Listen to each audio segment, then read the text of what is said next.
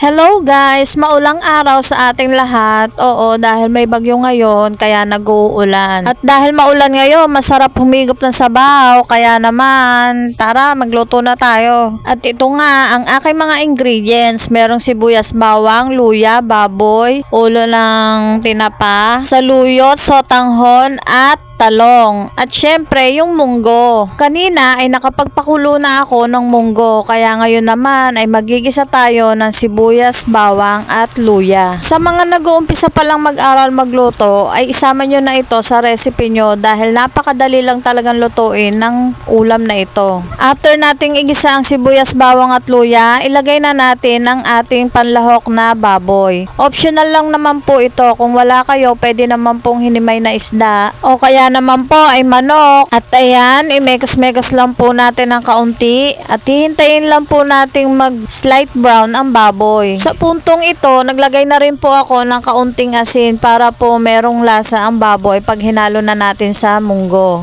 After po ng kaunting paghalo-halo, isusunod ko na pong ilalagay ang ulo ng tinapa. Opo, ulo lang yan kasi natira lang po namin yan nung nakaraang araw. Habang hinihintay ko pong mag-caramelize ang mga ingredients, ay hinugasan ko na rin po yung talong at pinaghiwa-hiwa ko na po sa maliliit na portion. Nasa sa inyo na po kung papaanong hiwa ang gusto nyo sa talong, pero sa akin, prepared ko po ang ganito. Hinihiwa ko pa po siya sa gitna para po makita natin kung meron po siyang bisita sa loob. Opo, yung pong uod at tatanggalin po natin iyon. At sa puntong ito, okay na ang itsura ng ating baboy kaya pwede na natin siyang ihalo sa munggo. At kung umabot ka na sa puntong ito ng video, pwede po bang paki-like, follow, and share na rin po. At ito na nga, ihalo na natin ang ating mga ingredients sa ating inilagang munggo. After nating maihalo ang mga ingredients sa nilagang munggo, ay pakukulaan lang po natin siya ng kaunti para naman po lumambot pa ng konti ang ating baboy. At kapag kumulo na siya, ayan, inilalagay ko na po ang hiniwa kong talong.